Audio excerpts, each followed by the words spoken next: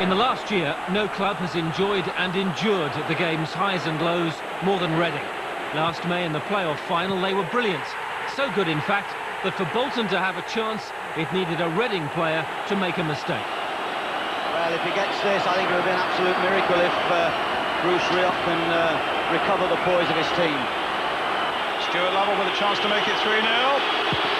It's brilliantly saved. And Lovell can't force it home. The playoff final, do you reflect on it a lot, personally? I did for the first, well, early in the season, for a month or so. You know, watching Bolton playing and thinking that should have been us. But it's difficult, you know, it's foolish to do that really, because I like to think we'll get a chance in the future. Reading lost the playoff final 4-3. 3 of their key players left for bigger contracts, but for the rest, the painful hangover lingered. If you ask any manager, you're looking for things in pre-season to see if there's the buzz there and the appetite, and you could tell a lot of our players, you know, could have done with a little bit more rest, but unfortunately, you know, the season started a little bit early last year because of the European Championships coming up this summer, and but it was just a matter of getting on with the job. There were signs of last season's form when Reading went to the quarter-finals of the Coca-Cola Cup, but going into the weekend, only Watford had 1 fewer First Division games. And with the relegation zone looming large in the rear-view mirror, the supporters had grown increasingly sceptical. They just haven't had enough experience managing. I think we definitely want one player that isn't a player-manager. The last 4 or 5 years have been the best in the 30-odd years I've been here, but we're doing exactly the same as when Ian Bramford took us up. All I've got to say to those fans is, you know, if you're frustrated with me and Jim, that's fair enough, have a pop with me and Jim, but if you could, you know, leave the players alone while they're playing, because there's nothing worse than, you know, having a crowd on the players' backs, because the players then, you know, a bit of apprehension sets in, the confidence dives, and it doesn't help them. You could sense the tension on Saturday when a defeat would drop Reading into the bottom 3. Goalkeeper Bobby Mikhailov, outstanding for Bulgaria against England 3 days earlier, had to pull out injured. That meant a late call-up for Simon Shepherd, one of those players to suffer criticism from certain supporters.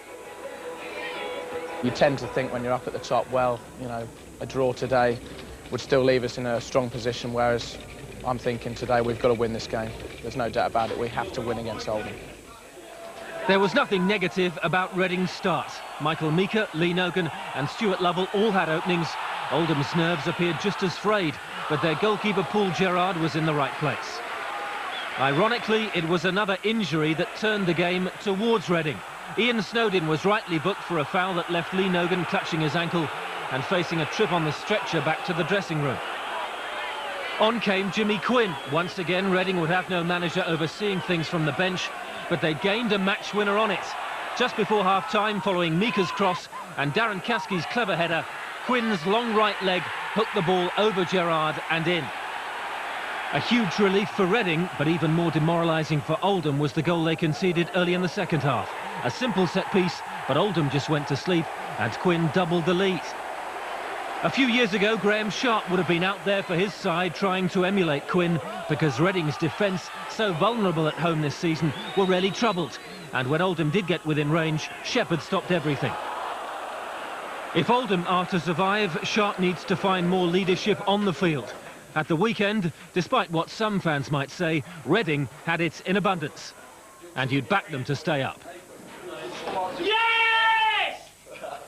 It's interesting, speaking to some of the supporters before, they said, we don't want 2 player managers, that's been part of the problem. We need one manager, yeah, well, and maybe one coach. Yeah, well, maybe so, but you know, when you're struggling, you do get these sort of things thrown at you. That's been a theory, though, I think, hasn't it? One of the theories. It's a theory, yes, but nobody complained one bit last year, for instance, when we done well and got the team to Wembley. That's part and parcel of football. The players will certainly learn from this if we can stay up. You know, we won't want to leave ourselves in this position at the same time next season.